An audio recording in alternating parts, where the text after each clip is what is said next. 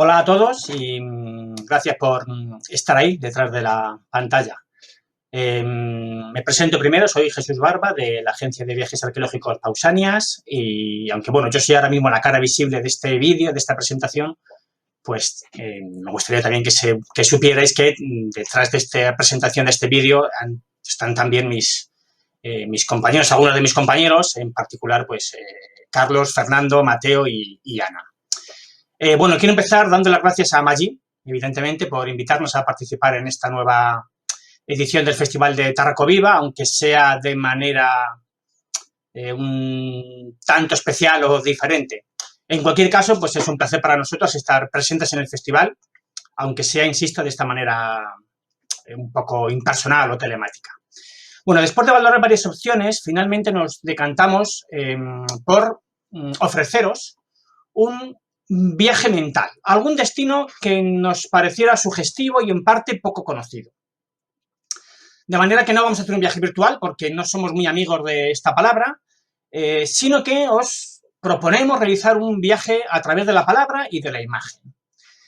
De entre todas las ideas de viajes o lugares para visitar de manera mental, ¿no? que estuvimos barajando, nos hemos decidido finalmente por el templo de Apolo Epicurio, que se encuentra en Basas, en la región griega de la Arcadia. Es un templo absolutamente fantástico, único en muchos aspectos, bastante desconocido, principalmente debido a que se ubica en una zona de complejo acceso y apartado de las rutas más tradicionales y masificadas de turismo en Grecia. La elección también está motivada porque, como veremos, en el siglo II, después de Cristo, pensaban, como veremos que recoge Pausanias, el viajero Pausanias del siglo II, que el templo se había construido para agradecer al dios Apolo la ayuda que habían prestado durante una terrible pandemia. Vamos allá.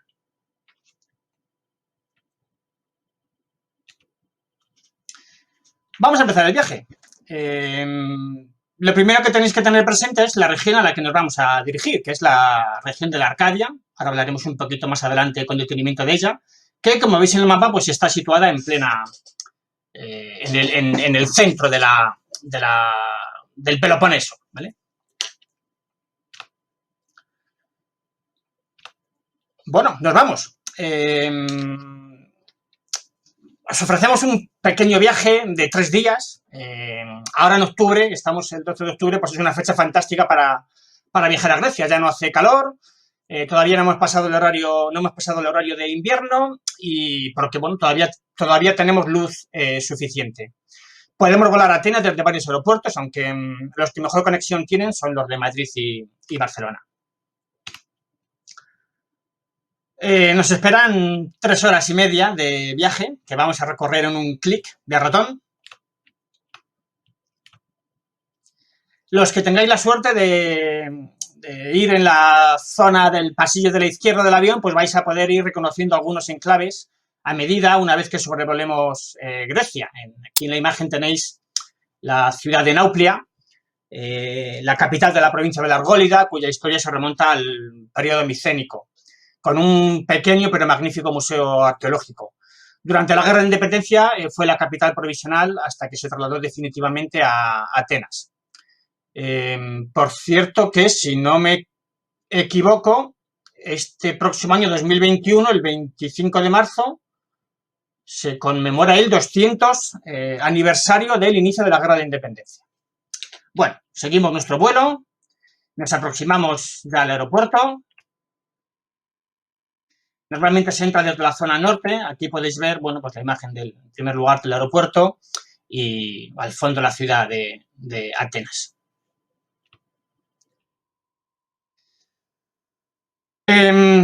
Nos dirigimos al parking, donde seguramente nos estará esperando ya nuestro chofer Teodoro, que ya después de tantos viajes ya es casi un amigo más. Y vamos a empezar nuestro recorrido en autobús desde, como podéis ver, la zona de Atenas. Atravesaremos todo el Peloponeso hasta llegar a nuestro destino.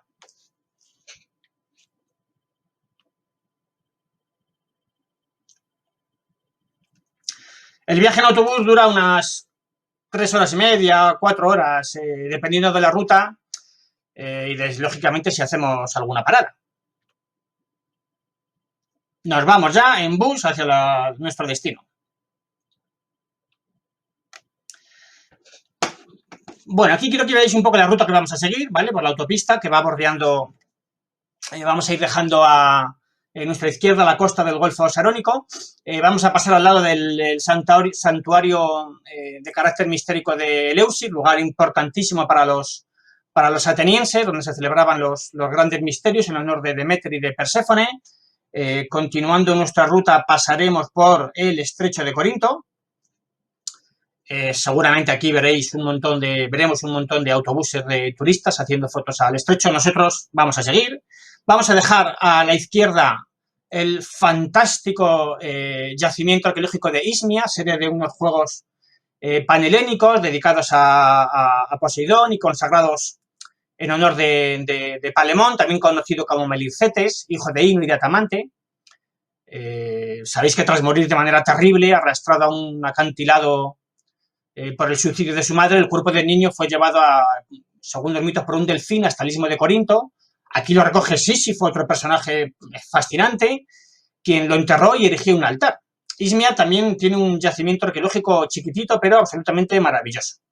Vamos a dejar a nuestra izquierda, continuando por la autopista, las ruinas de la antigua Corinto, una pólei de enorme importancia en el periodo geométrico y clásico. Desde la Acrocorinto tenéis unas vistas absolutamente fantásticas, donde estaban los restos del famosísimo templo de Afrodita. Continuando con nuestra ruta hacia el sur, vamos a pasar cerca de también la antigua Nemea. Otro de los escenarios, de los enclaves, donde se celebraban unos juegos panhelénicos importantísimos. Los juegos nemeos en honor de Zeus y consagrados en memoria y recuerdo del niño Feltes. Sabéis que había muerto por una serpiente, ahogado por una serpiente tras el descuido de su aya, cuando ésta guiaba a una fuente a los argivos que se dirigían a luchar contra Tebas, en el episodio mítico de los 7 contra Tebas, que, bueno, podéis encontrar narrado de manera fantástica en Esquilo o en Sófocles. En Nemea tenéis otros yacimientos fantásticos, sin apenas visitantes, con un estadio muy bien conservado. También los amantes del vino podéis parar aquí, en alguna de sus bodegas, para beber el famoso vino de Nemea. Dicen que sus viñas crecen sobre la sangre roja derramada por el león de Nemea en su famosa lucha con Heracles durante uno de sus trabajos. Continuando la ruta por la autopista, desde que como decía, que dejaremos al lado de la antigua Nemea, vamos a pasar por Trípoli, capital de la provincia, de la unidad periférica de la Argólida. Muy cerquita están los restos formidables del santuario de Atenea en Tegea.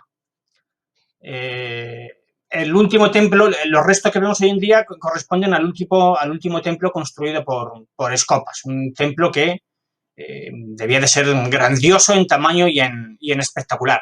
La escultura de marfil de la diosa, que debía de ser también increíble, sabemos que fue llevada a Roma por orden de Augusto y que estuvo expuesta en su foro. En época de Pausanias, el Perigeta, como decía antes, que viajó por toda la región de Grecia en el siglo II después de Cristo, pues él describe todavía que en su interior, como cosa curiosa, podían verse algunas ofrendas, una muy interesante como es la piel del jabalí de Calidón, aunque como él dice, creo recordar que dice algo así como que ya estaba completamente podrida por el tiempo. Bueno, nosotros no nos podemos detener en estos sitios, vamos a seguir nuestra ruta en autobús.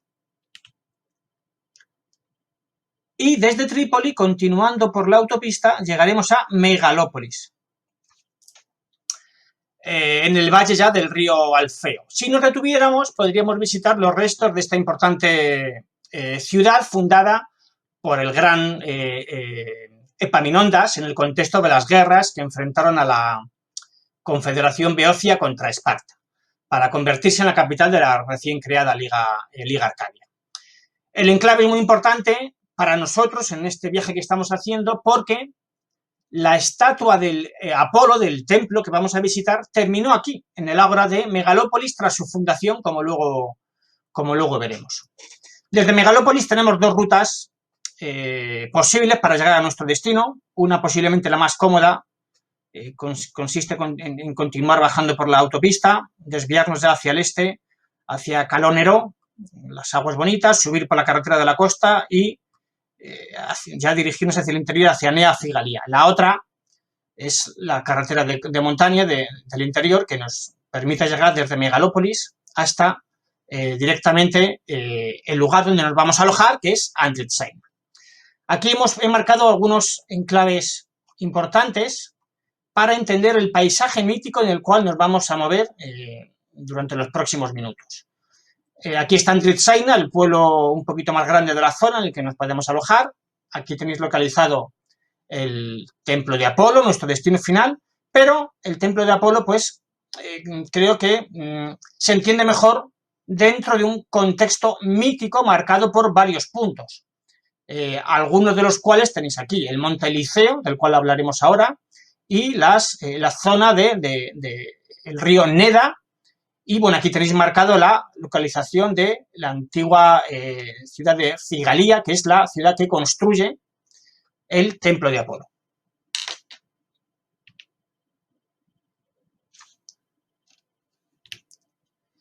Bueno, pues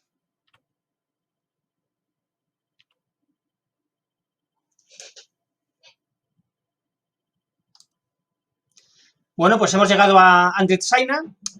No hay hoteles para grandes grupos en este pequeñito pueblo. Llegaremos al atardecer, así que pues nada, tenemos tiempo solamente para hacer el check-in, cenar y dormir.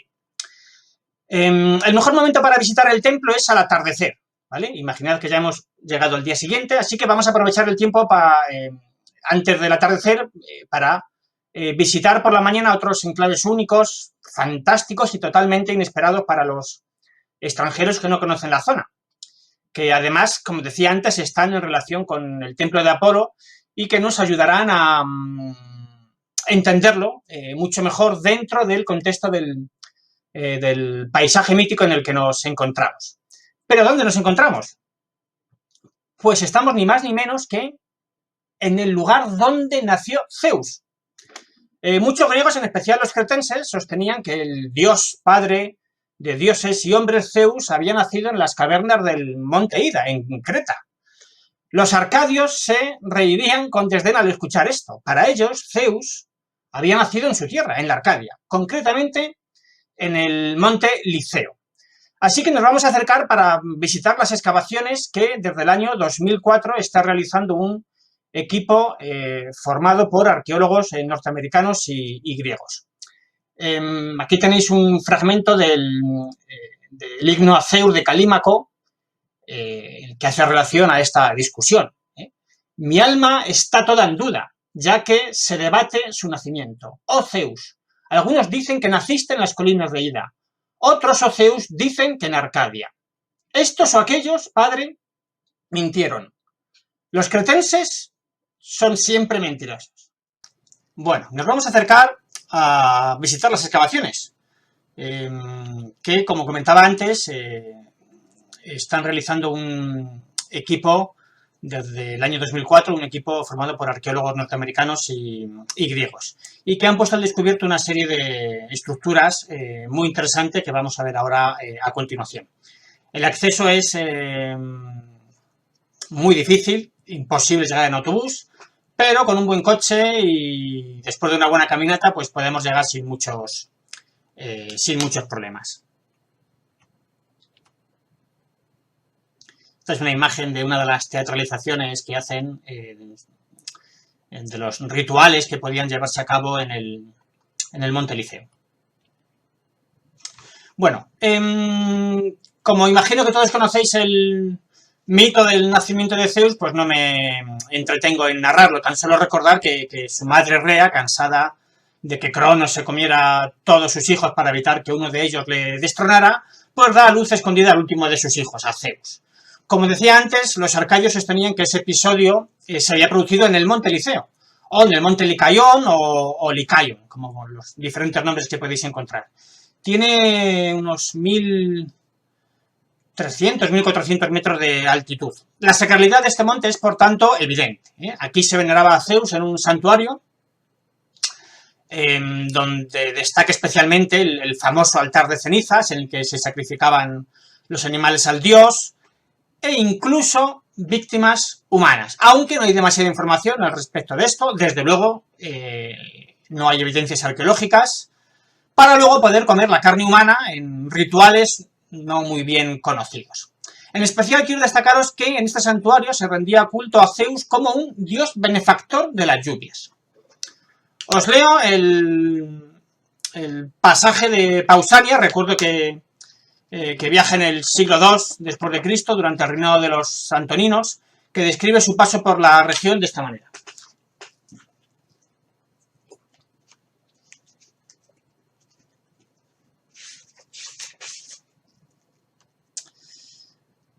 Aquí lo tengo. A ver, sí. Los llaman, al monte Liceo los llaman Olimpo, y otros arcadios cima sagrada. Dicen que en este monte fue criado Zeus. Hay una región en el Liceo llamada Cretea, que está a la izquierda del bosque sagrado de Apolo, de sobrenombre Parrasio. Y la Creta, donde la leyenda de los cretenses sostiene que fue criado Zeus, los arcadios defienden que es en este lugar y no en la isla. Si se mantiene una sequía durante mucho tiempo y las semillas en la tierra y los árboles se marchitan, entonces el sacerdote de Zeus Liceo, después de dirigir sus plegarias al agua y hacer los sacrificios de costumbre, lanza una rama de encina a la superficie y no al fondo de la fuente. Cuando el agua se remueve, sube un vapor parecido a la niebla, y después de un breve intervalo, la niebla se convierte en una nube, y atrayendo hacia sí a otras nubes, hace que caiga lluvia sobre la tierra de los arcadios. Bueno, los arqueólogos han identificado los sitios que describe Pausanias. Os leo también algunos pasajes del texto de Pausanias. Dice: en el Liceo hay un santuario de Pan, y en torno a él un bosque de árboles y un hipódromo, y delante un estadio. Allí celebraban antiguamente los Juegos Liceos. En la cima más alta del monte hay un montón de tierra que es un altar de Zeus Liceo, desde el que se ve el Peloponeso en su mayor parte. Delante del altar hay dos columnas hacia la salida del sol, y sobre ellas había antiguamente unas águilas doradas. Sobre este altar hacen sacrificio a Zeus Liceo en secreto. Muy probablemente está haciendo referencia a los sacrificios humanos. De aquí las reticencias de Pausanias. Dice así: no era agradable para mí preguntar indiscretamente sobre este sacrificio, sea como es y como lo fue desde el principio. Bueno, pues como decía, los arqueólogos han identificado los sitios que describe Pausanias. Aquí tenéis una topografía, una planimetría de la zona en la que están trabajando estos arqueólogos, en la que se ha identificado la zona del altar de cenizas, como veremos ahora, el témeno sagrado, el recinto sagrado, y un poquito más abajo de la ladera del monte, los edificios, las estructuras que están relacionadas con el Festival Deportivo de Zeus Liceo. Por otro lado, en este monte también tenéis que tener presente que habría sido el hogar de Pelasgo y de su hijo Licaón, conocido según el mito, por haber sacrificado a un humano, mezclar sus entrañas con el resto de la carne del sacrificio de los animales y habérselo dado de comer al mismísimo Zeus. Ahora no me puedo detener en los motivos, que son varios según las versiones del mito. En cualquier caso, sabed que Zeus lo castigó transformándolo en lobo, un licántropo, y acabó después con la estirpe humana impía, enviando un diluvio. Este es el ritual que, en principio, en teoría, pues trataba de recrearse después, con el paso del tiempo. Bueno, aquí tenéis, como veis, decía la topografía de la zona. Vamos a verlo un poco más en detalle.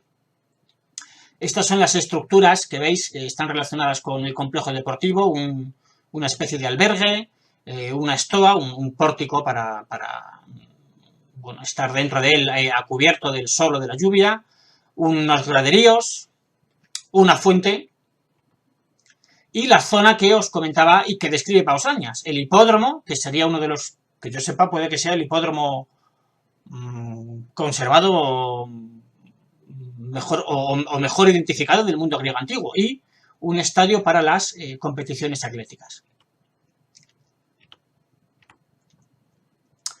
Y esto es muy interesante. Es uno de los últimos hallazgos arqueológicos, creo que es del año 2016 o 2017, no recuerdo. Se ha encontrado una tumba junto al altar de cenizas de un adolescente. La tumba está fechada por la cerámica con la que aparece asociado se fecha hacia el siglo XI, y tal vez podría ser la primera evidencia arqueológica documentada de la existencia de estos sacrificios humanos en la zona. Que yo sepa, al menos no se han publicado más resultados sobre el análisis osteológico de esta tumba, de este individuo. Pero bueno, es realmente sorprendente. Como digo, ha aparecido en la zona del altar de cenizas, muy cerquita del altar de cenizas.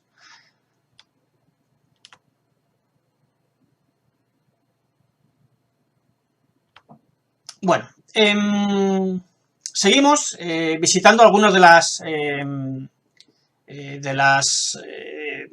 estos puntos que marcan el paisaje mitológico de la región en la que nos encontramos. Descendemos del monte y vamos a ir a otro punto de este paisaje mítico, como decía, que es un sitio absolutamente bellísimo. Al igual que el sitio de donde venimos, del Monte Liceo, también el acceso es complicado, pero la caminata que hay que hacer para llegar a él, pues realmente os garantizo que merece la pena. Hay que comprar agua antes de llegar, en el último punto civilizado del camino.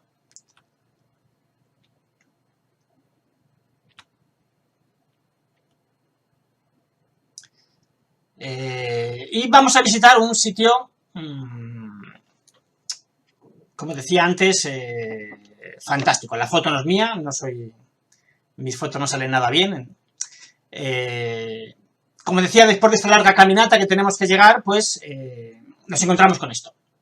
Las cataratas del río Neda. ¿Y por qué estamos aquí? Pues Pausanias nuevamente nos lo cuenta. Os leo rápidamente el paisaje, el que hace referencia al enclave en el que nos encontramos.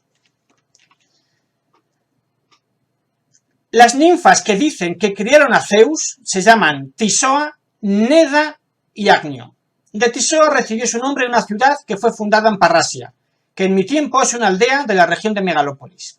De Neda tomó nombre el río, y de Acnio una fuente en el monte Liceo. Esta es la zona en la que nos encontramos, importante desde el punto de vista mitológico, porque es la zona en la que las ninfas criaron al niño Dios, al niño Zeus recién nacido. Y aquí lo lavaron en la confluencia entre el río Limax que es un afluente del río Neda. Aquí lo lavaron y arrojaron los restos del parto de Rea. Estamos en la zona estamos muy cerquita de la situación de la antigua polis de Figalia.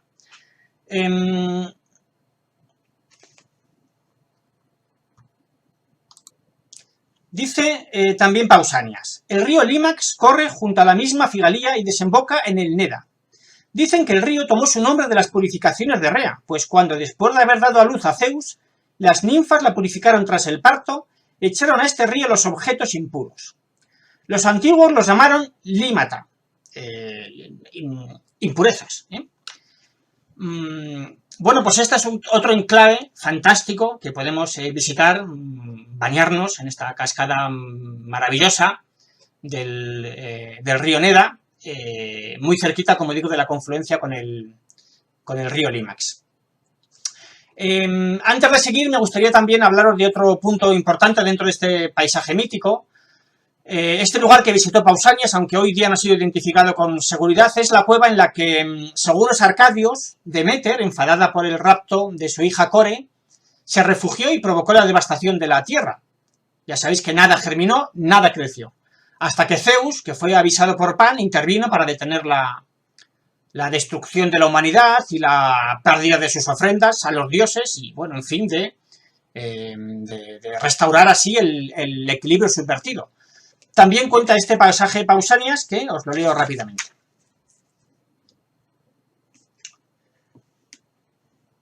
Este enclave, como digo, al que hago referencia, en el monte El Elayo, que, como digo, no ha sido identificado con seguridad.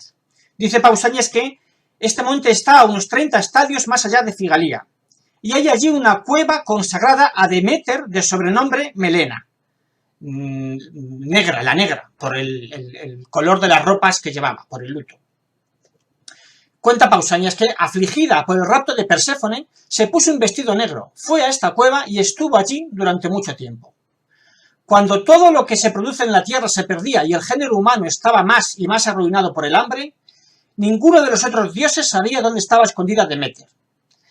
Pero Pan fue a Arcadia, y unas veces cazaba en un monte y otras en otro, y cuando llegó al Elayo vio a Deméter, el aspecto que tenía y el vestido que llevaba.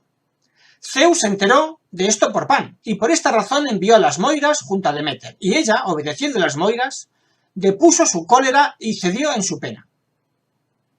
Dicen los cigaleos que por esto consideran consagrada la cueva de Deméter, y en ella ofrendaron una imagen de madera.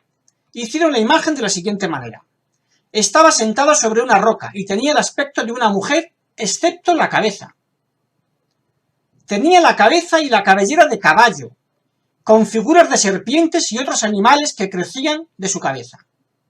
Vestía hasta los pies. Tenía un delfín en la mano y una paloma en la otra. ¿Por qué motivo habían hecho así la imagen de madera? Es evidente para un hombre inteligente y de buena memoria. Dicen que la llaman Melena porque la diosa tenía vestido negro. No recuerdan ni de quién era esta Soana, ni de qué modo la alcanzaron las llamas. Luego comienza a describir cómo se destruye esa escultura. Bueno, otro enclave que ayuda a entender en cierto modo el templo que vamos a visitar a continuación y que desgraciadamente no ha podido ser identificado con seguridad, aunque hay alguna cueva que posiblemente podría ser la cueva a la que hace referencia Pausanias, pero la falta de excavaciones arqueológicas pues impide la localización exacta de este enclave. Bueno, después de darnos un baño en esta fuente, en estas cascadas refrescantes, y después de reponer fuerzas con una pequeña comida, una paidaquia, una ensalada, una buena cerveza, pues nos vamos a dirigir ya hacia nuestro destino. El templo de Apolo. Bueno, nos dirigimos por la carretera, hemos dejado la ciudad de Figalia detrás y al fondo ya podéis ver, a medida que nos aproximamos, el templo. Una vez llegamos aquí, para que tengáis una referencia geográfica, nos encontramos a unos 13 kilómetros del pueblo actual de Figalia. La antigua vía sacra que lo unía, creo que mide unos 9 kilómetros. Es decir, que estamos ante un santuario extraurbano. Esto es un concepto interesante y muy importante para entender el templo de Apolo. De la costa de Zoló estamos a unos 46 kilómetros. Y el hotel en el que nos alojamos de manera mental, simbólica, ante Tsaina, está también a unos, no recuerdo, unos 14 kilómetros. El paisaje es un paisaje absolutamente espectacular de montaña. No hay una sola llanura. Bueno, pasamos la taquilla y nos dirigimos hacia la zona del templo. Efectivamente, el templo está debajo de esta especie de carpa de circo, una carpa que se puso, no recuerdo, creo que fue en el año 85, puede que me equivoque, de manera temporal, y aún sigue aquí. Aquí lo tenéis. Hay un proyecto nuevo, reciente, que por lo que he podido ver, la estructura que piensan construir es fabulosa. A ver si finalmente llega a buen puerto este proyecto. No vamos a entrar todavía en el templo. Lo bueno se hace esperar. Esta lona, como digo, pues se construyó para protegerlo al templo de las inclemencias, principalmente del invierno. Evidentemente, como comentaba antes, y os puede parecer, pues es controvertida, pero bueno, es la estructura que tenemos todavía hoy en día. Os digo que no vamos a entrar todavía para visitarlo, lo bueno se hace esperar, así que nos vamos a sentar, nos vamos a apoyar sobre los restos del edificio, sobre los triglifos, sobre las metopas, sin dañarlos, eso sí. Hay unos bancos de madera en el que no cabemos todos, pero también nos podemos sentar aquí. Es necesario que hagamos esta pequeña parada porque tenemos que empezar a narrar la historia del edificio. Y como toda historia, tiene sus protagonistas. Los principales protagonistas de nuestra historia, evidentemente, son los figaleos, los habitantes de la ciudad que construye el templo de Apolo. Bueno, aquí tenéis un mapa de la Arcadia, como veíamos al principio, esta región que está situada en el centro de la península del Peloponeso. Es importante que lo ubiquéis para entender un poco posiblemente una de las razones de la construcción del templo en el que nos encontramos. Este es el territorio de la antigua polis de Figalia, ¿vale? En la frontera suroeste de la Arcadia con las provincias, los territorios vecinos. Al norte tenéis Acaya, al oeste la provincia de Élide, donde está Olimpia, pero quiero reseñar sobre todo la importancia de esta zona de frontera con Mesenia, la Mesenia conquistada por Esparta, ¿vale? De manera que todo lo que tenemos aquí sería la frontera con la República Lacedemonia, con Esparta. Es decir, estamos en un territorio peligroso, en un territorio de frontera, donde la amenaza persistente, constante a lo largo del tiempo de Esparta es una de las evidencias o pruebas no visibles del templo que vamos a visitar ahora. Bueno, os decía antes que los habitantes, los principales protagonistas de nuestra historia son los cigaleos, ¿vale? Aquí es donde tenéis de nuevo un poquito en detalle la localización de las diferentes tribus de la Arcadia. Os decía antes que estamos en un santuario extraurbano,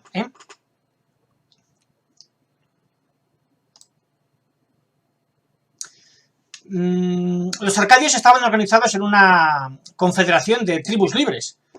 Su modo de vida es, en cierta manera, precario. Hay, como podéis imaginar, muy poca tierra cultivable. En su mayor parte en terrazas artificiales, y el resto de su economía se basa principalmente en el pastoreo, en la caza y en el consumo de la harina de bellotas. Esto es uno de los elementos que definen, en cierto modo, a los arcadios, a los que se describe como comedores de bellotas. La orografía, como igualmente podéis imaginar, lo condiciona todo. Las ciudades son pequeñas, las comunicaciones son difíciles, el acceso a los puertos marinos es complejo, que es la principal vía de importación de cereal, del que la Arcadia pues apenas es capaz de producir.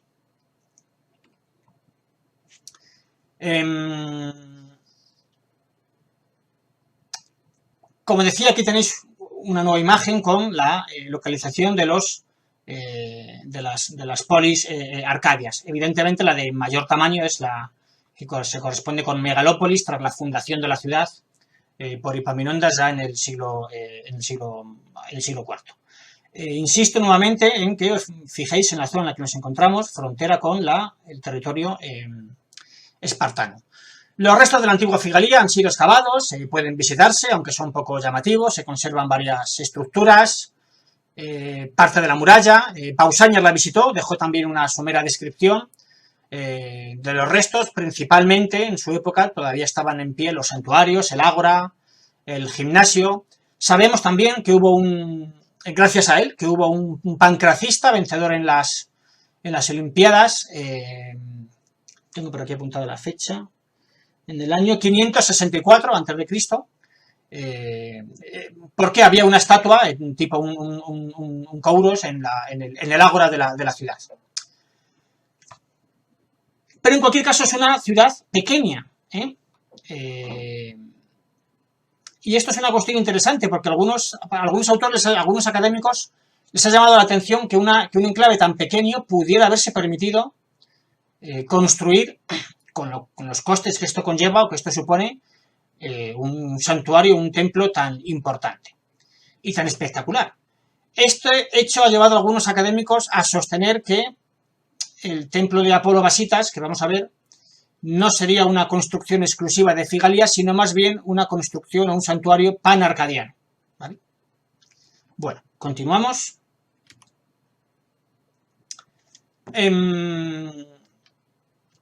Hemos hablado de manera rápida de los principales protagonistas de nuestra historia, que son los habitantes de la polis de Figalia. Seguimos hablando con los protagonistas de nuestra historia y vamos a hacer ahora un salto en el tiempo para hablar del redescubrimiento del templo. Tenemos que irnos hasta el año 1765, año en el que el arquitecto francés Joachim Bolcher, que estaba trabajando en la isla jónica de Zante, hizo una excursión a la Arcadia durante el otoño de este año. Y en este viaje descubre el templo. Su conocimiento de la antigüedad griega le permitió identificarlo rápidamente con el templo de Apolo Epicurio que había descrito el viajero Pausanias.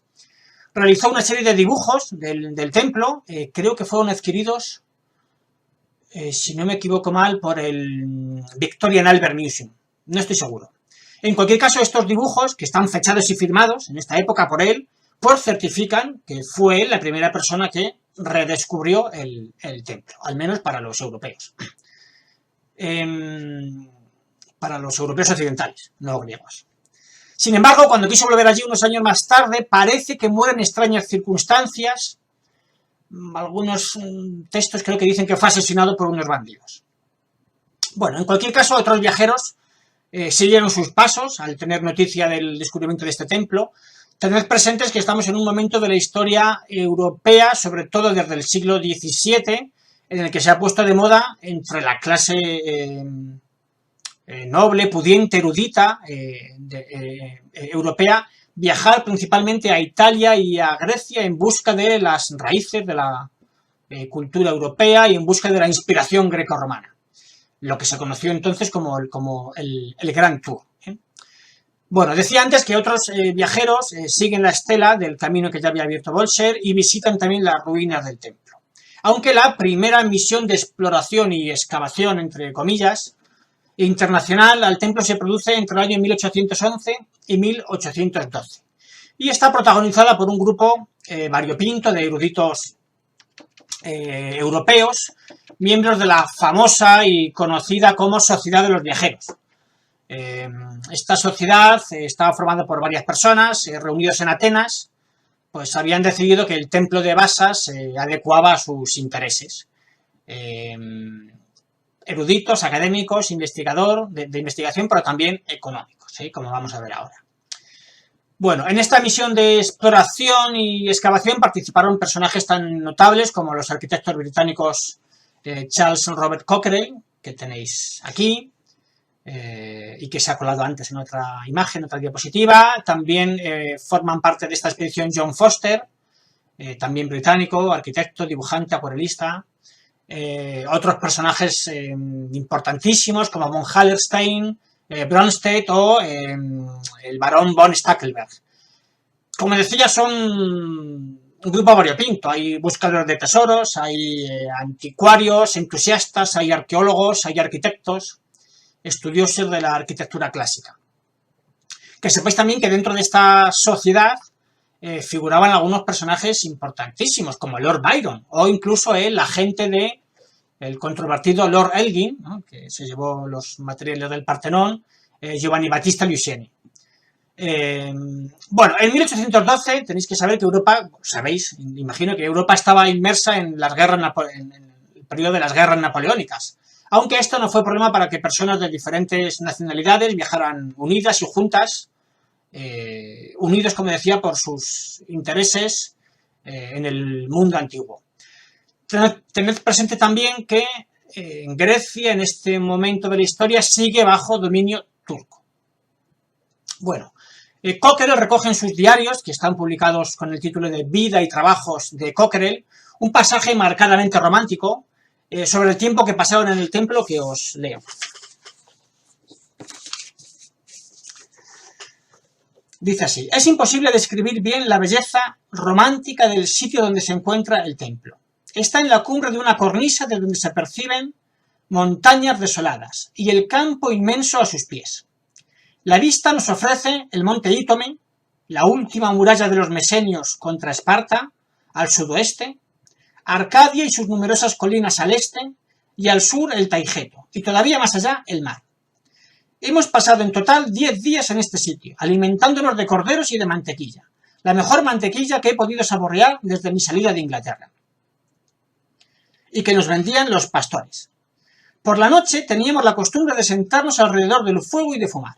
Un día, un zorro que había tenido su madriguera entre las piedras, perturbado sin duda por nuestro ruido, salió de su cueva y se fugó. Bueno, pues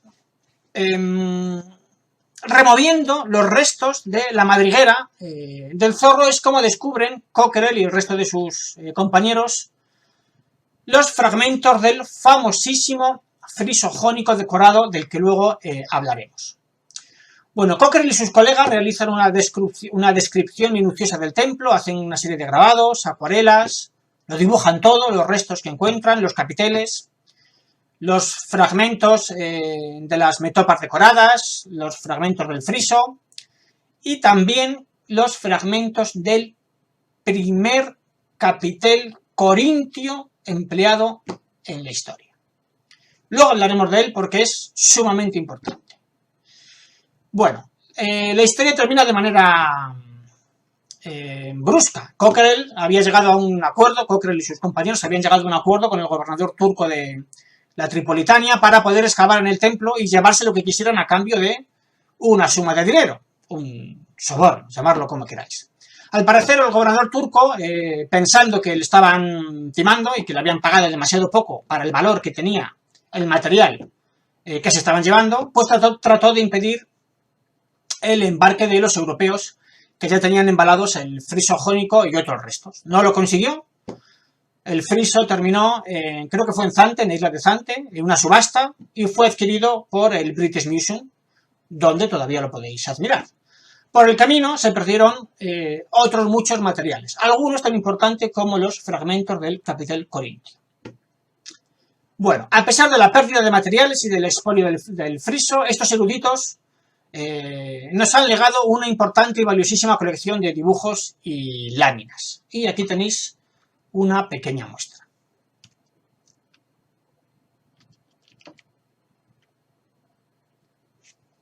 Aquí podéis ver una de estas láminas entre los árboles, los olivos, donde aparece el templo en la colina, la zona de Basas, en el monte.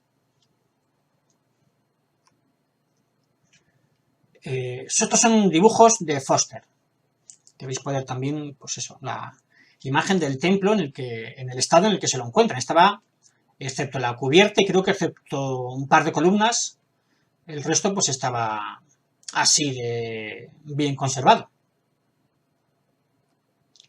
Aquí tenéis otra imagen en la que también podéis un poco imaginar la sensación que tuvieron, que debía de ser magnífica, por otra parte, de llegar a una zona como esta, ser en cierto modo uno de los primeros en descubrir, investigar este edificio.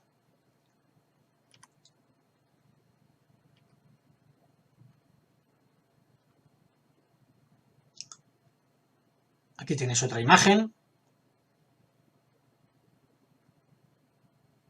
Esta es muy interesante, es una imagen ya después de la primera intervención en la que ya se ha desescombrado el interior de la cela y veis que ya aparecen dibujados y colocados los fragmentos del friso jónico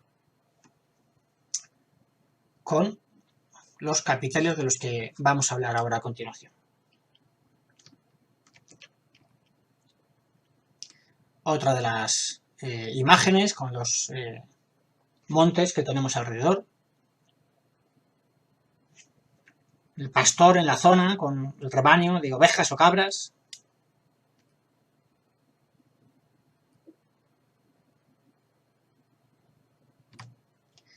Aquí tenéis otra de las imágenes del frontón norte del templo, en el que, como veis, ya llama la atención la ausencia de decoración en las metopas exteriores o en el frontón.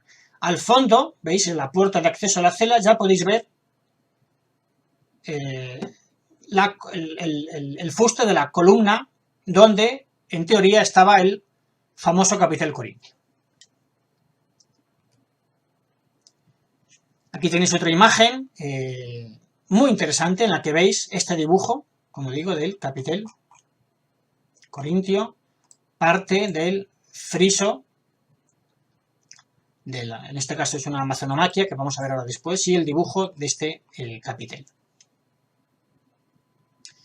Y aquí tenéis otra imagen, dibujo de unos fragmentos interesantes también, de en principio un acrolito, luego lo veremos en detalle. Estos fragmentos aparecieron, según Cockerill, al lado de la columna con el capitel corintio. Hablaremos ahora unos minutos después de estos materiales porque son muy interesantes. Bueno, vamos a ver los diversos templos que podemos encontrar dentro del santuario. Aquí tenéis una imagen del Monte Cotil o Monte Cotilón, ¿vale? Donde se ubica la zona de Basas, el topónimo de Basas, donde tenemos el santuario de Apolo. En la parte más alta del monte, el Monte Cotilón, nos encontraríamos otros dos pequeños templos. Uno consagrado a Artemis, hermana de Apolo, y otro más controvertido, consagrado a Afrodita, según algunos académicos. Según otros académicos, la atribución a Afrodita del templo es más que dudosa. Incluso hay otros que dicen que no es un templo, sino un tesoro del pequeño templo de Artemisa, del cual sí que no hay dudas sobre su identificación. Bueno, nos acercamos, vamos a ver ya con detenimiento el templo de Apolo. Aquí tenéis una imagen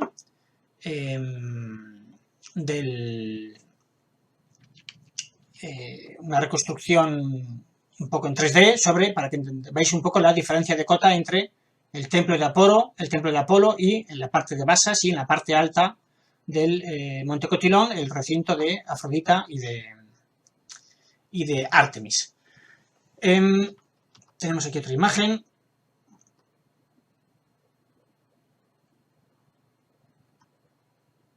Bueno, antes de entrar en el templo arcaico, tenéis que tener presente también que la descripción de Grecia de nuestro amigo Pausanias es la única fuente antigua de información relacionada con la fecha de su construcción, con el arquitecto y con la arquitectura del templo. Durante su visita a Arcadia, pasó por Figalía, visitó el templo, informándonos también de la existencia de los templos a los que mencionaba antes, en la cima del monte Cotilión, dedicado a Afrodita, y dedicado a Artemis. También menciona la existencia de un manantial sagrado en la ladera sur de la montaña. Os lo leo un poco para que veáis la visión que tiene Pausanias cuando llega al territorio.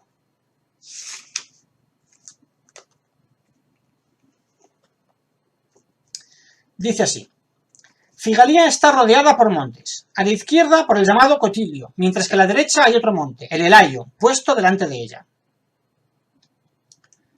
El Cotilio dista de la ciudad unos 40 estadios. En él hay un lugar llamado Basas y el templo de Apolo Epicúreo, de mármol incluso el techo. De todos los templos que tienen los peloponesios, este puede ser estimado, después del de Tegea, por la belleza del mármol y de sus proporciones. El nombre le vino a Apolo por la ayuda que prestó en tiempos de una peste. De esto hablaremos un poquito después. Dice Pausanias que la peste azotó a los figaleos en la época de la guerra entre los peloponesios y los atenienses. La prueba son los dos sobrenombres de Apolo que tienen un significado parecido, y el hecho de que Ictino el arquitecto del templo de Figalía, fuese contemporáneo de Pericles y construyese para los atenienses el llamado Partenón. Ya he mostrado en mi relato que la imagen de Apolo está en el ágora de Megalópolis. Luego veremos cómo describe Pausanias la escultura de Apolo en Megalópolis que ha visitado antes de llegar a Basas. Continúa Pausanias. Más arriba del santuario de Apolo Epicurio hay un lugar llamado Cotilo y hay una Afrodita. Este tenía un templo ya sin techo y una imagen. Bueno, el topónimo con el que se conoce, como digo, al templo y a su dios, Basas o Basita, puede traducirse, algunos lo han traducido como zona rica en madera, otros lo relacionan con la palabra barrancos, en alusión a la topografía del terreno. Como comentaba antes, Basas está en un enclave privilegiado desde el punto de vista estratégico, pues en él confluyen los caminos que conectan a Figalía con las áreas circundantes, con la zona de la Parrasia, con la zona de Trifilia, y desde él se controlan todos los puntos importantes para el entramado político y económico del territorio figalio. Como bien ha podido documentar la profesora Cardete de la Complutense de Madrid en sus trabajos interesantes sobre la región arcadia. Las vistas desde el templo de Basas están, como también decía Coquerel, en el fragmento que he leído antes, hacia el monte Liceo, hacia el este hacia el monte Liceo, al sur hacia el monte Ítome, y por tanto hacia la zona de Mesenia, el núcleo de resistencia antilacedemonio, que marca, pues como digo, una frontera visual importante desde el templo en el que nos encontramos. Bien, los primeros restos de culto en la zona de Basas se remontan hacia el año 725-700, poco después de la primera guerra mesenia. Durante la segunda guerra mesenia, hacia el año 659, Figalía cae en poder de Esparta. Y en el 650 se detecta un aumento en la actividad de culto del templo, que es construido ya de forma monumental por primera vez entre el año 625 y 600. ¿Vale? Aquí tenéis la zona en la que nos encontramos. El templo clásico, que es el que está en pie hoy en día, y el edificio arcaico.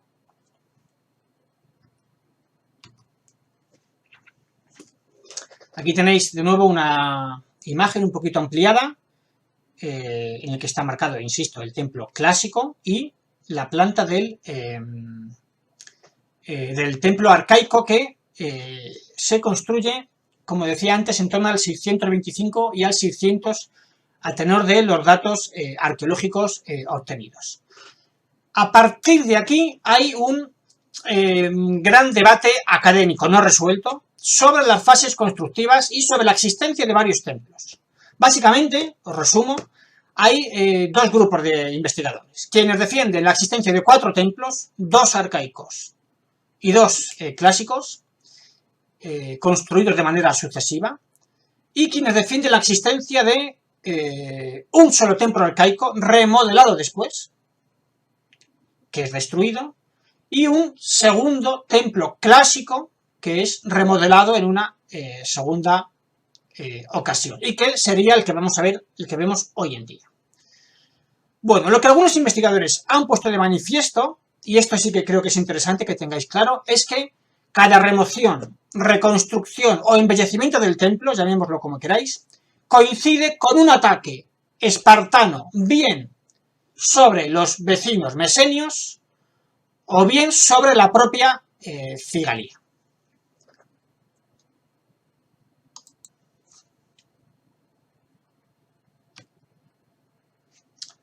Bueno, aquí tenéis un detalle de la planta del templo arcaico, que está situada a unos 10-12 metros del templo clásico. Y aquí podéis comparar las plantas. Hay una serie de similitudes y diferencias. lo primero que nos llama la atención es su orientación, que es norte-sur, en lugar de la tradicional o la canónica este-oeste. Como decía, el templo clásico está construido unos metros más al norte del templo arcaico. Pero, bueno, vamos a ver ahora las diferencias y similitudes que mantienen. Comparten la orientación, lo podéis ver, norte-sur. La planta alargada. La inusual puerta del Aditon, abierta al este, que podéis ver en los restos del templo arcaico en la planta del mismo, y también en la planta del templo clásico, que según algunos académicos pues revela un fuerte conservadurismo religioso en el sitio. Es decir que Ictino, si asumimos que Pausanias dice la verdad, construyó un templo arcaizante, en un periodo en el que ya las dimensiones y proporciones son completamente diferentes. Las diferencias que podemos apreciar, ahora lo veremos con más detalle, es que el templo arcaico carece de perístasis, de la columnata alrededor del templo, tampoco tiene las columnas, las dos columnas delante de la pronaos o del opistodomos, pero excepto esas dos diferencias, la planta, insisto, que es prácticamente la misma. Es cierto que en el templo arcaico veis que hay un muro que separa la cela del Aditon. En el templo clásico hay una continuidad, ¿vale? Esta separación está marcada de manera evidente por la columna con el capitel corintio, pero hay una continuidad visual desde la pronaos, la cela y el Aditon hasta el fondo del Aditon.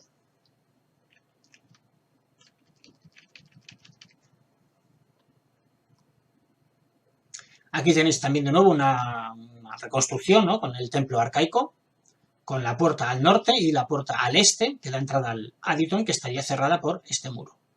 Y estas pilastras adosadas al muro de la cela. Aquí tenéis otro dibujo, otra sección con la cubierta, el tejado. Veis que no hay perístasis, con la entrada al norte y la puerta al este. Bueno, dejamos el templo arcaico porque realmente apenas quedan restos en superficie y nos vamos a centrar por fin en el objetivo de nuestro viaje, que es el templo clásico.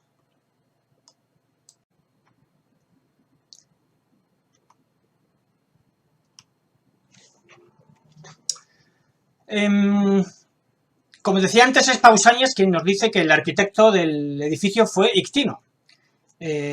Sabemos que las obras del inicio de construcción del templo clásico se fecha en torno al año 429. Si recordáis las fechas del Partenón, este templo, el de Apolo, se había construido después. El Partenón, en teoría, se construye entre el 447 y 432. Es decir que, insisto, Ictino se habría trasladado a la Arcadia para trabajar en el diseño y construcción de este templo unos años después de la finalización del Partenón.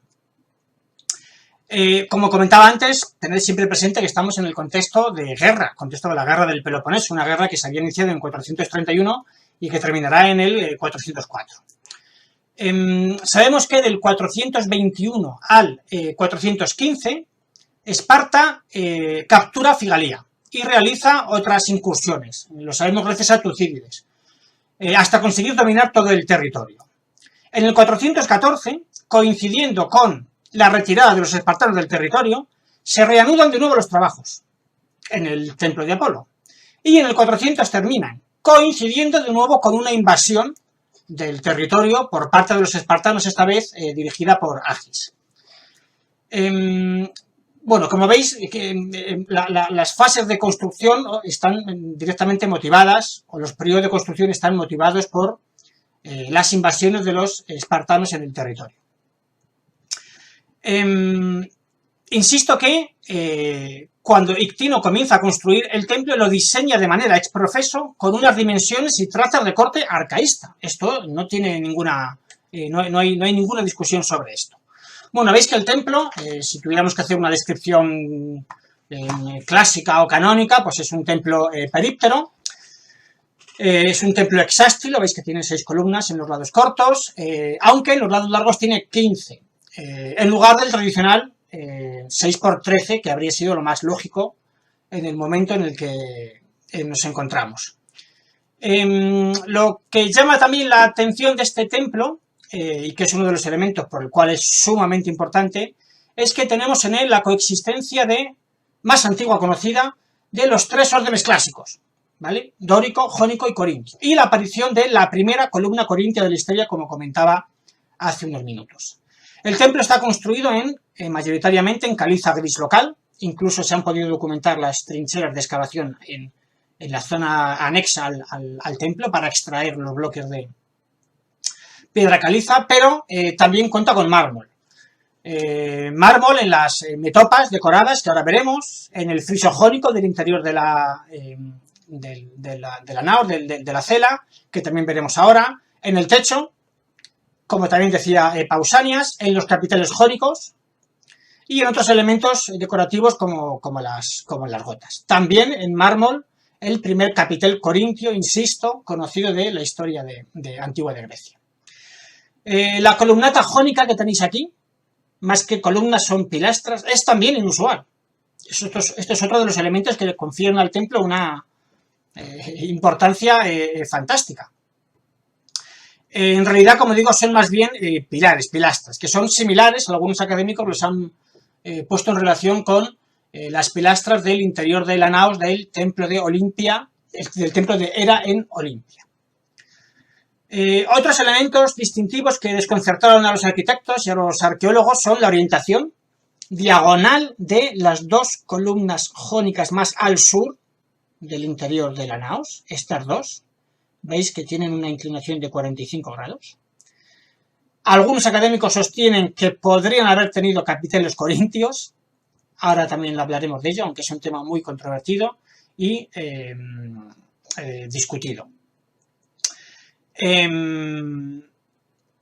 Y bueno, como veis, hay una comunicación visual directa entre el exterior del templo y la parte más profunda del Aditon. Podemos suponer que la combinación de los elementos arcaicos y novedosos, como son estos de los que estamos hablando, del templo de Apolo, fue una contribución directa de Ictino, que se basa evidentemente en el templo arcaico. Y hay que pensar que lo hace tras las consultas y las conversaciones con los sacerdotes que le habrían explicado el culto o los rituales que allí se habrían celebrado. O sea, esto parece también fuera de toda duda. Lo importante de esto es que no tenemos registro del culto que se hace aquí. Esto es asombroso. No hay altar, que es, como imagino sabéis, el elemento más importante de un santuario, posiblemente más importante incluso que el propio templo.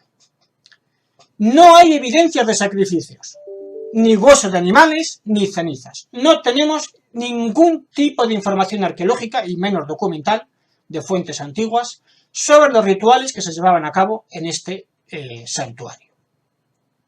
Otra cuestión relevante, como comentábamos antes, es la orientación atípica al norte, el norte-sur, con esta puerta que se abre al Aditon desde el este, por esta puerta entra el sol al amanecer e ilumina esta parte que tenéis aquí.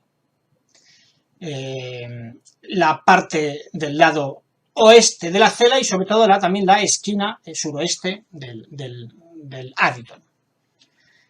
¿Esto cómo se ha interpretado? De varias maneras. Los académicos han hecho aquí una lectura mítica en la que se puede ver aquí el viaje de Apolo al país de los hiperbóreos, en el que Apolo sale cada invierno por la puerta principal del norte y se dirige a este país mítico, donde ahora hablaremos un poquito de él, seguramente, y regresa cada primavera y entraría de nuevo al templo desde el este.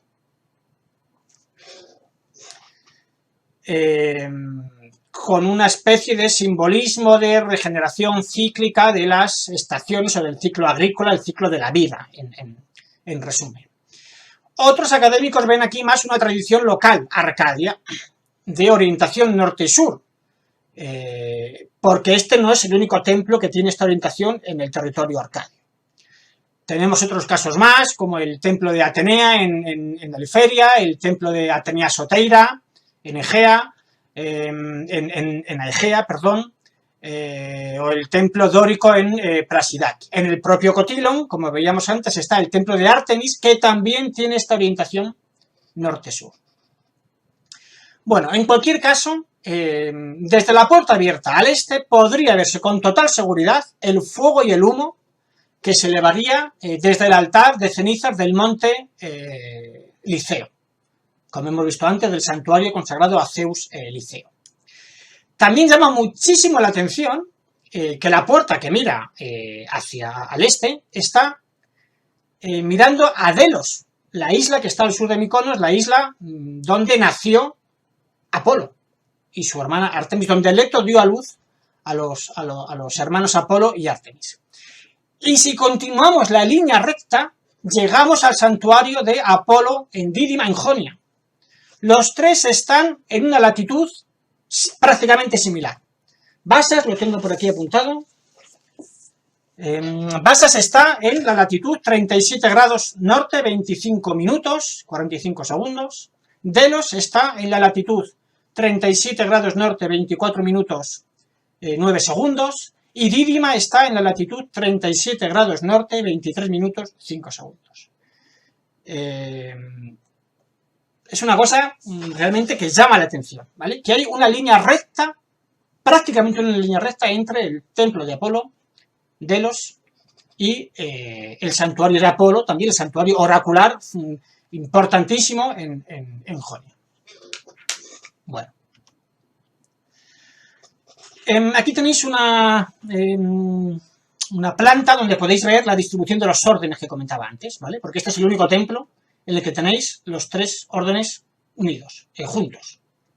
El orden dórico, en la perístasis exterior, encima de la pronaos y encima del opistodomos, con las metopas y los triglifos que ahora veremos, decorados. Las columnas de estilo jónico y la primera, y en este caso sería única columna con capitel corintio, en este caso el único capitel corintio del templo y la primera vez que aparece en la historia este orden que Vitruvio atribuye a Calímaco.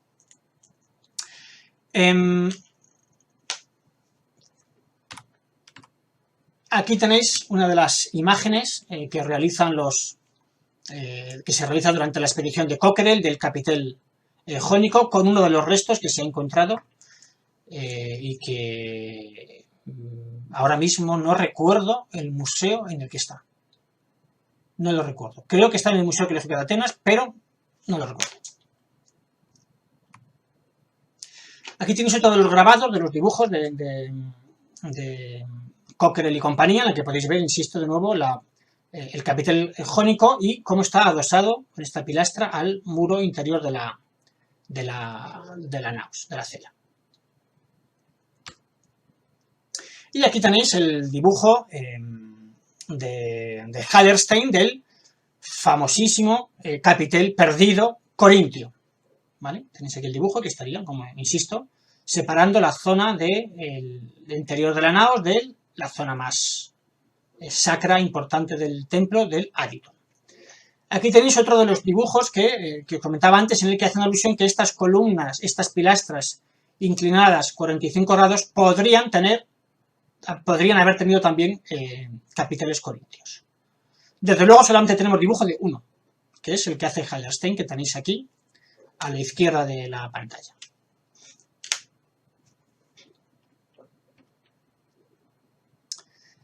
Al lado de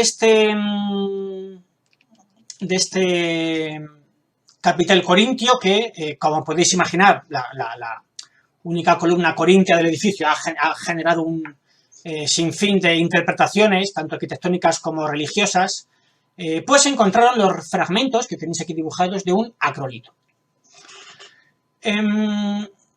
Directamente relacionado con la cuestión del capitel corintio, como decía antes, cuya invención atribuye Vitruvio a Calímaco, está la cuestión de la estatua de culto del Apolo Basitas. ¿Cómo era esa estatua? ¿A qué objeto, a qué estatua se rendía culto en el Apolo Basitas? La columna corintia recibe los rayos del sol por la mañana a través de la puerta del Aditon. ¿Funcionó la columna corintia como la estatua de culto? ¿Como una representación arcaica del dios? Esto es importante porque durante bastante tiempo se consideró que la estatua de culto era en realidad la columna corintia. Teoría que se invalidaría si proponemos o asumimos que había 3 columnas corintias en lugar de una. Pausanias nos habla de que existía una estatua de Apolo en bronce de 12 pies. 12 pies son unos 3 metros y medio de altura, creo.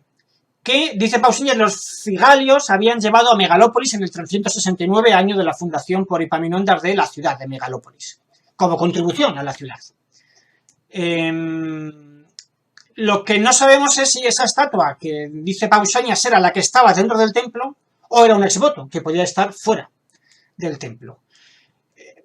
Una cuestión importante es que parece que hay a nivel arqueológico se ha podido documentar que hay una especie de estructura donde podría haber estado anclada la base de esta estatua en la parte del muro oeste del Aditon. Es posible que la estatua que dice Apolo, la estatua de Apolo que menciona Pausanias, estuviera dentro del templo y que fue llevado a Megalópolis en 369 y que hubiera sido sustituida por un acrolito. Un acrolito, los restos que tenéis aquí están en el British Museum, luego los veréis en una imagen. Es una escultura en la que tenéis una estructura de madera y en la que manos, piernas y cabeza están hechas en mármol. Esto es una imagen de los famosos acrolitos de Morgantina, de Perséfone y Demeter. Lo he puesto aquí un poco para que os hagáis una idea de cómo podría haber sido el acrolito que en teoría podría haber sustituido a la estatua que según Pausanias era de bronce y acabó en Megalópolis. Pero realmente no tenemos evidencia exacta, real de lo que os estoy contando. También es posible que no hubiese ninguna estatua de culto, propiamente dicha. En fin, como veis, tenemos muchas preguntas y pocas respuestas.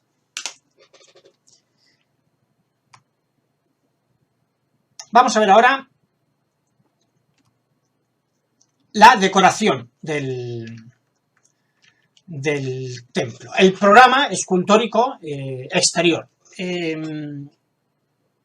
Sabemos, bueno, hay cierto consenso, como decía antes, en afirmar que los frontones no estaban decorados. Las metopas exteriores del templo tampoco están decoradas. Y donde encontramos la decoración es en las metopas que están encima de la pronaos y encima del opistodomos. Y dentro de la naos, en el friso jónico, encima de las columnas jónicas.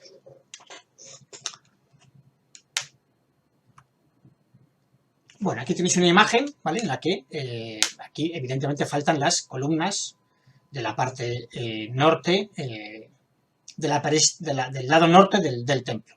Insisto que la decoración está en las metopas de las columnas interiores, encima de la pronaos. Para ver la descripción o la interpretación de las metopas me voy a basar en Cooper, que es el último gran investigador que ha hecho creo que el mejor y más reciente estudio arqueológico y arquitectónico del templo. Tiene una obra fundamental que se llama El Templo de Apolo Basitas, que podéis encontrar en bibliotecas de las escuelas arqueológicas en Atenas, por ejemplo, o en internet a precios astronómicos. Bueno, según Cooper, las metopas del pronao representan la celebración del regreso de Apolo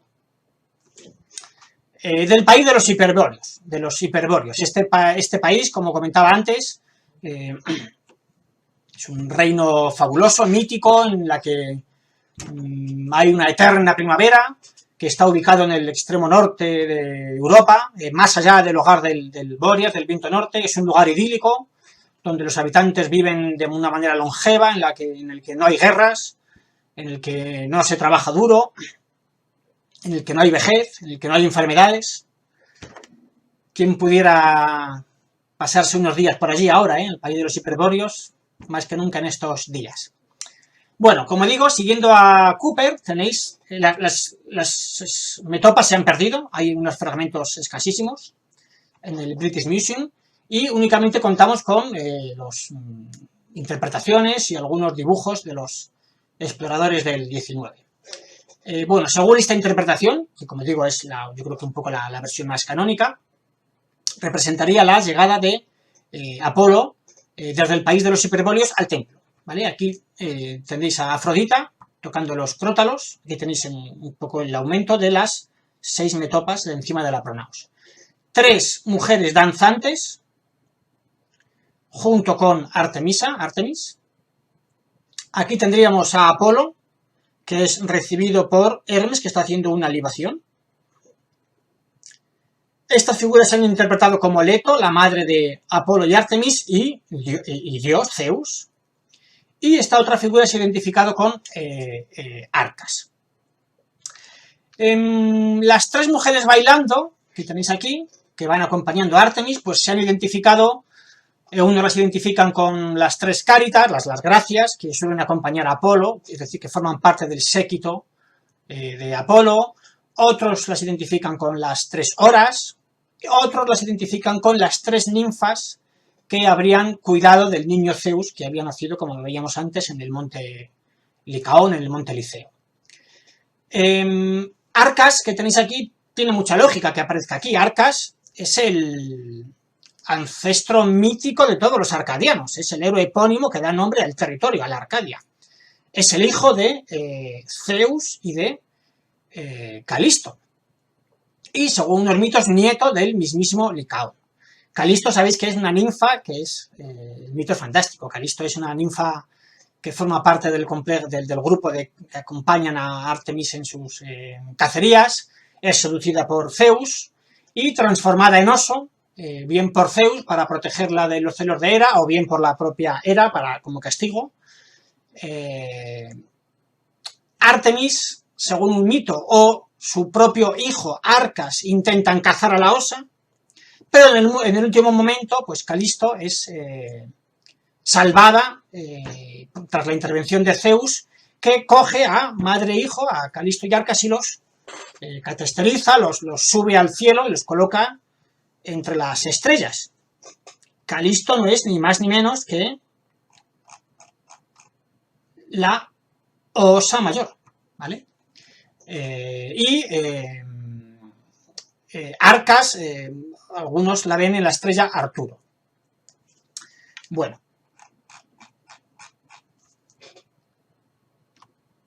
Pasamos ahora a las metopas que están encima del Opisthodemos,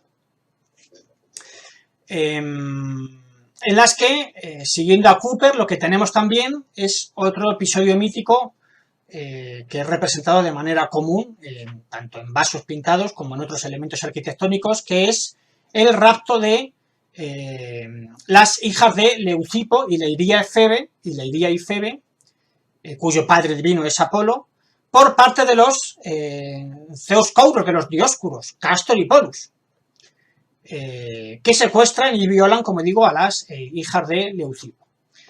Los gemelos Dioscuros, los gemelos, son hijos, supongo, ¿no?, que conocéis el mito, son hijos de la reina espartana Leda y Zeus. Uno, el que es inmortal, es hijo de Zeus; el otro, el que es inmortal, había yacido esa misma noche con el marido de Leda, con Tindareo.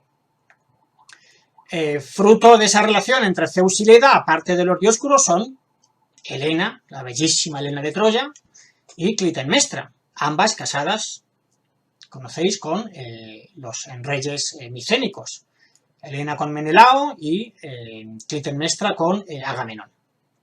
Bueno, si os fijáis, hay un contraste claro entre las metopas del norte, las del lado norte y las del lado sur, entre las de encima del pronaos y las de encima del Opisthodonus. En la del lado sur, que mira hacia Mesenia y la frontera con Esparta, esto es importante, tenemos violencia.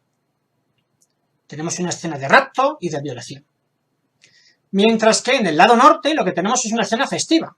Danza, baile para festejar el regreso de Apolo desde el país de los hiperbóreos, que señala el inicio de la primavera. Aunque, bueno, por otro lado, la llegada de la primavera también marca, como suponéis o imagináis, el inicio de la temporada de las guerras. Bueno, vamos a ver ahora la decoración del friso jónico. El friso jónico, que está dentro del interior del templo, en la naos, encima de la columnata jónica. Y sostenida en parte por la columna con el capitel corintio. En el dibujo que tenéis aquí, esta es la parte que vamos a ver ahora.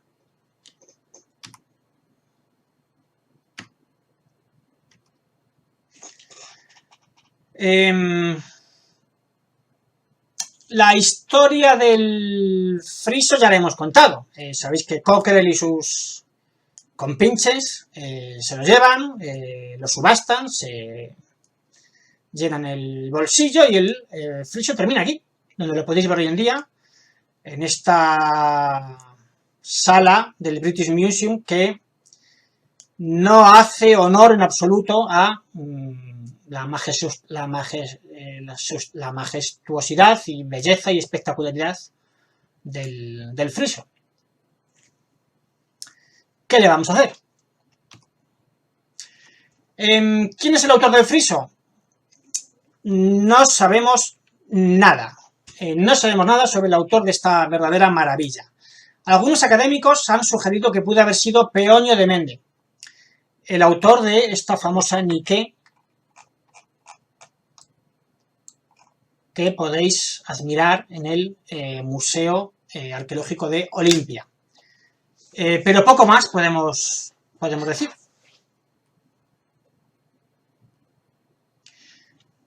Aquí tenéis otra imagen del museo en el que veis algunos de los fragmentos de la decoración del templo y los fragmentos del posible acrolito que habrían formado parte de la escultura de culto de Apolo y que habría estado ubicado en el interior del Aditon.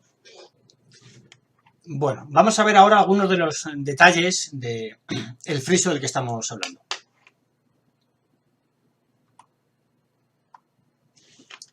Esto es uno de los bloques que dan inicio a esta escena de centauromaquia, en la que tenemos al centauro Euritión, que está intentando raptar a la novia, a Hipodamía, en el día de la boda, que se va a casar con Pirito. Aquí tenéis a Pirito luchando también con otros centauros.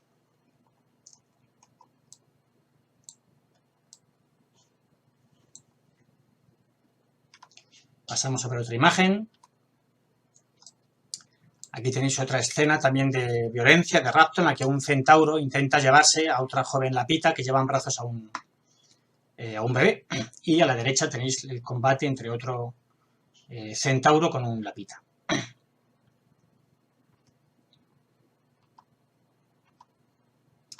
Aquí tenéis otro de los bloques también más conocidos del friso, en el que tenéis a Artemis y Apolo. A Apolo le falta probablemente un arco, seguramente de bronce, de metal, ambos montados en un carro tirado por dos ciervos, que están combatiendo también contra los centauros en ayuda de los lapitas. Aquí tenéis otra escena también fantástica por la expresividad de los rostros, en la que tenéis a un varón que ha sido identificado por algunos académicos con Teseo, el amigo de Pirito, que está intentando defender a dos mujeres lapitas de la agresión de un centauro.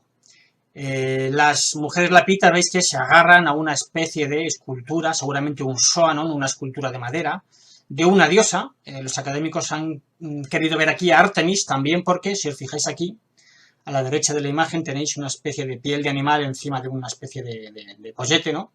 Esto sugiere que esta escena pues se desarrolla en el entorno de un santuario de Artemisa. a la cual las mujeres imploran ayuda.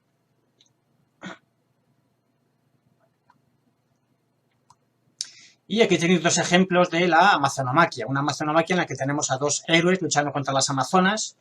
Aquiles, el que tenéis aquí representado en la lucha contra la reina amazona Pentesilea.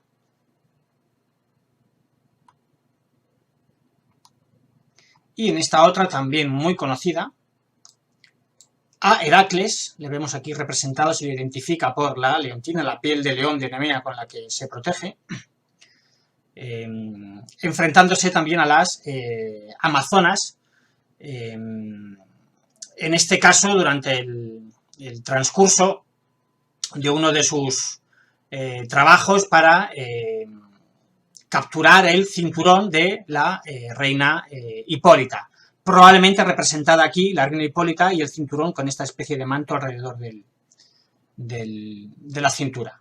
A su alrededor, pues escenas de combate entre caballos caídos, amazonas y griegos. Bueno, Amazonomaquia y Centauromaquia sabéis que son temas comunes y recurrentes en los templos griegos. En realidad representan el triunfo del varón griego civilizado que simboliza el orden frente a la alteridad de la mujer, en este caso las amazonas, o el caos y la barbarie de los centauros. En resumen, el triunfo del orden frente al caos.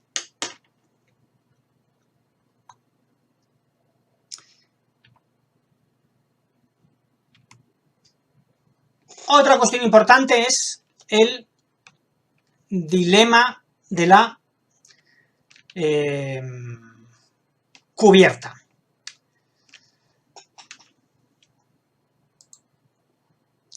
La cubierta del templo es una cuestión debatida. La hipótesis de que el templo estaba abierto a la altura de la cela, como podéis ver en las imágenes de Cockerill, carece en principio de fundamento arquitectónico para la mayoría de investigadores, quienes se apoyan en la idea de que el templo carece de un sistema de drenaje para poder evacuar el agua de lluvia que lógicamente debía de caer dentro del templo y que debería evacuarse de algún modo. Aquí podéis ver, como digo, los dibujos, los grabados de los compañeros de Cockerill, en el que veis cómo ellos ya sostenían esta interpretación, ¿vale? De que el templo, el interior de la cela, estaba abierto al aire libre.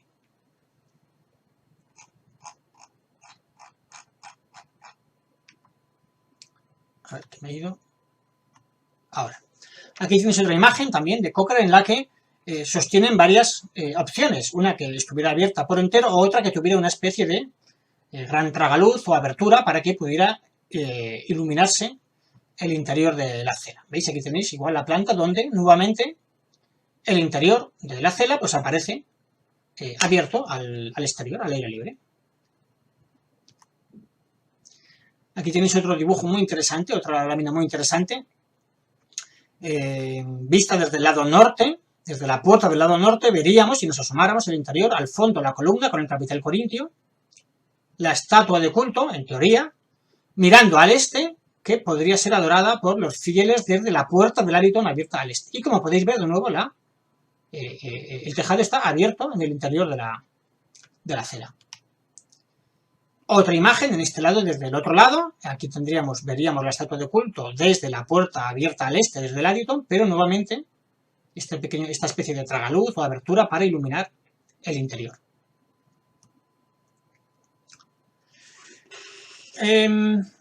No obstante, tenéis que tener presente que el templo carece de ventanas y que el diseño y la orientación del templo simplemente no permiten que entre luz suficiente natural en el interior. La puerta esta permite una luz directa, permite que la luz directa se entre en el Adyton durante un corto espacio de tiempo por la mañana, en el solsticio de verano y especialmente en los equinoccios, pero no hacia la cela. En todos los casos, la iluminación no es suficiente para iluminar adecuadamente la cela. Es decir, que el friso estaría completamente a oscuras. El friso no se podría ver y evidentemente la iluminación del interior del templo sería ninguna. De manera que estaría sumida en una oscuridad casi absoluta, insisto, haciendo invisible tanto el friso como la columna corintia. No solo desde el exterior, sino también desde el interior. Evidentemente, para iluminarnos dentro habría sido necesario pues, el empleo de antorchas o velas o algún tipo de fuego, lo que exige al menos algún tipo de solución móvil en el tejado para que pudieran abrirse algunas partes del tejado y que saliera el humo, o por los agujeros en tejas. Es decir, algún tipo de solución debía de haber existido si asumimos que la cubierta, que el templo está cubierto. No tengo tiempo para tratar en profundidad esta cuestión, tan solo me gustaría citar un reciente trabajo de un joven investigador griego de hace un año y medio o 2 años, que cuestiona este hecho. Es un trabajo muy interesante desde mi punto de vista y que he traído aquí algunas imágenes para que lo veáis. Defiende básicamente la tesis de su investigación se basa en asumir que el diseño intencional de Ictino del templo está en relación directa con el movimiento anual del Sol en el cielo. Bueno, aquí tenéis unas imágenes que me gustaría que vierais un poquito con detenimiento. Aquí arriba tenéis la comparación entre el interior del templo iluminado cuando entra la luz del sol al amanecer por la puerta del Aditon, del este, pero veis que no hay ninguna iluminación del interior, y en el modelo por ordenador que han realizado, la iluminación tenue que habría en caso de que la parte alta, es decir, la parte de encima de la cela estuviera abierta. Aquí se puede ver el capitel corintio y el friso. Estas imágenes se producen durante el amanecer del equinoccio de primavera. Aquí tenéis en el mismo momento del amanecer del equinoccio de primavera, cómo se vería el interior del templo, desde el exterior, lógicamente. En la versión del templo cubierto, tapado, con tejado, no se ve nada. Con la apertura del templo se ve una luz tenue al amanecer, insisto, del equinoccio de primavera, que permite ver el capitel y el friso.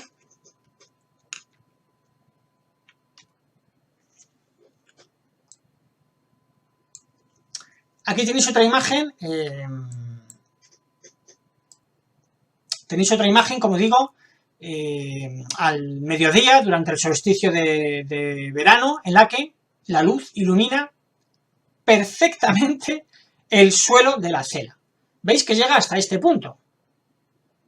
Bueno, pues este punto, ahora lo veremos, es el punto en el que las dos líneas que parten de las columnas que están de las pilastras jónicas que tienen una inclinación de 45 grados, convergen. Este es el punto. Ahora lo veremos con detenimiento.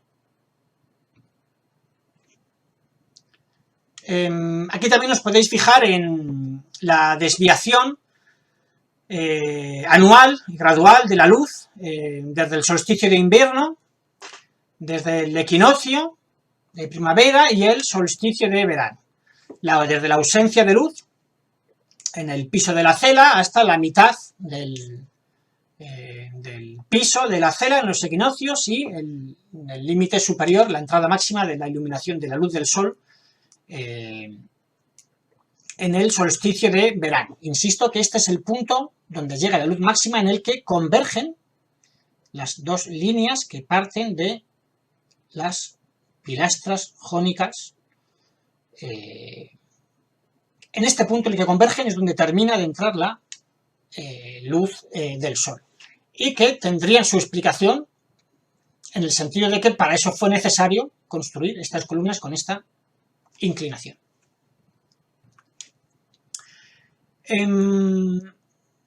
Aquí tenéis también la desviación anual gradual de la luz desde el solsticio de invierno hasta el equinoccio y el solsticio de verano al mediodía. Tenéis la vista desde la entrada de la cela ¿vale? En los 3 momentos del año que decía antes: solsticio de invierno, equinoccio y solsticio de verano. ¿Cómo se podría ver? Desde asomándonos al interior de la cela, desde la visión encima de las columnas de la pronaos y desde el exterior del templo.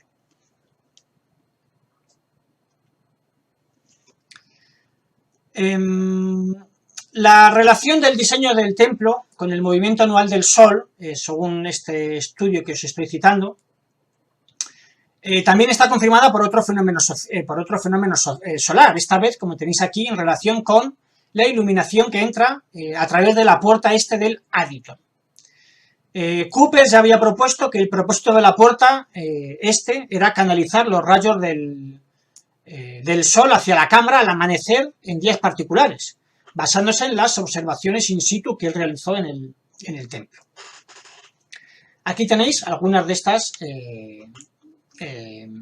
imágenes hechas por este joven investigador griego. En esta imagen tenéis el amanecer del solsticio de verano, en torno al 22 de junio, la luz que entra por el Aditon e ilumina la esquina suroeste del Aditon. En esta imagen tenéis la luz que llega en el amanecer del equinoccio de primavera, 19-21 de marzo, que ilumina el lado oeste del interior de la cela. Y aquí tenéis los modelos de recreación de entrada de luz en el solsticio de invierno, 20-23 de diciembre, que, como veis, ilumina perfectamente la columna con el capitel corintio.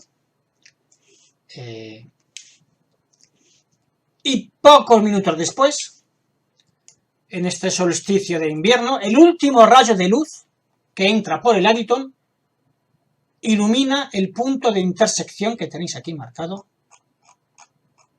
entre donde convergen las dos columnas con inclinación de 45 grados.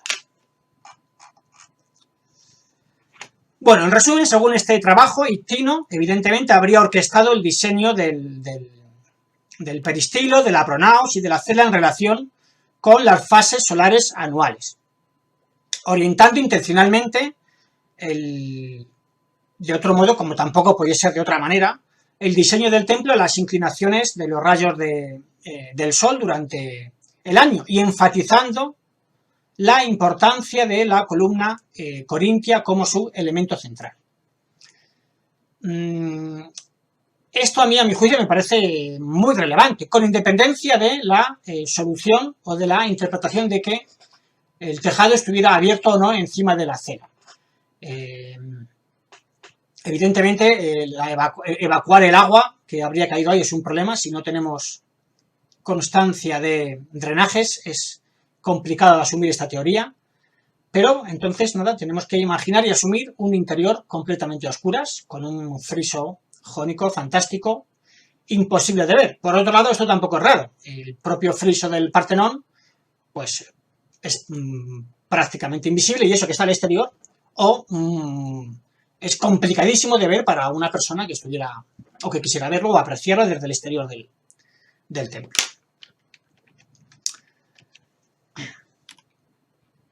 Bueno,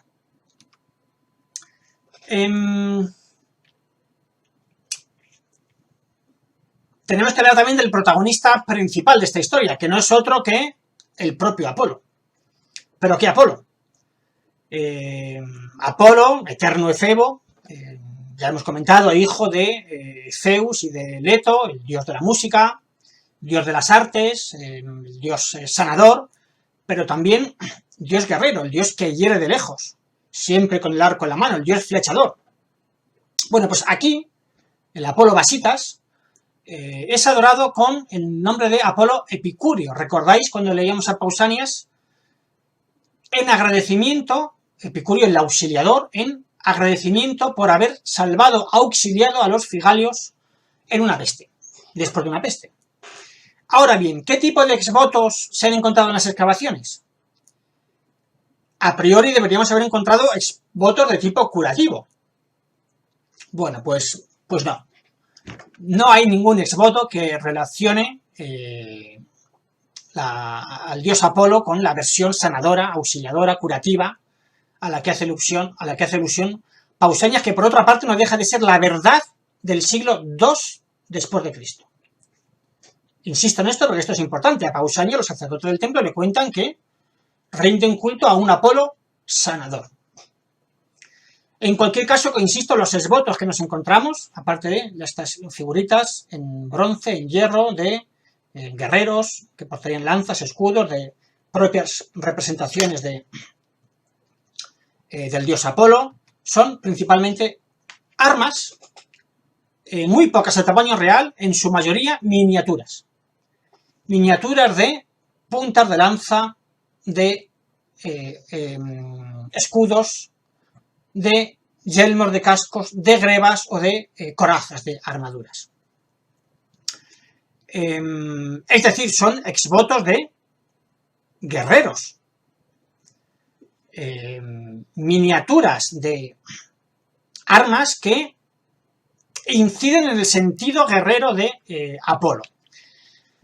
Cooper, como decía antes, que es el último arqueólogo que investigó de manera exhaustiva el templo, como decía antes, confiere al templo un carácter panarcadiano, no exclusivamente propio de los habitantes de Efigalia, y rechaza el aspecto curativo, principalmente debido, como decía antes, a la falta de hallazgos arqueológicos que vayan en esta línea. En su opinión, y en base a la antigua tradición de la Arcadia como principal fuente de soldados mercenarios y fuerzas de asistencia en las batallas, que también reciben el nombre de epicourios, los que auxilian, las tropas que auxilian o que socorren, no necesariamente mercenarios, pueden ser aliados. Como digo, para Cooper y muchos investigadores, el Apolo Basitas o el Apolo Epicurio sería más bien un dios guerrero. Aunque con el paso del tiempo, la visión más pacífica, como ocurre también con el resto de olímpicos, o incluso curativa del dios, podría haberse impuesto sobre su faceta guerrera. De ahí que ya en el siglo II después de Cristo, la idea del Apolo, a quien se rinde culto en el lugar, en el enclave de Basas, es el Apolo sanador, auxiliador, en el sentido de la curación de la peste. Pero insisto que los esvotos que nos encontramos desde el final del periodo arcaico y del periodo clásico son sobre todo, bueno, básicamente los esvotos como los que tenéis aquí.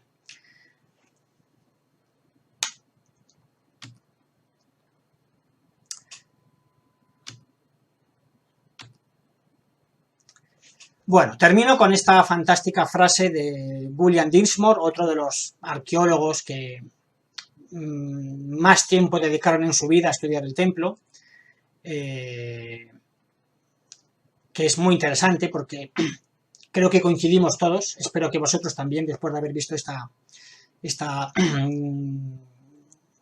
presentación, en el que es uno de los edificios más fantásticos, probablemente el edificio más fantástico del mundo griego, debido a la cantidad de problemas y particularidades que le confieren un aspecto único.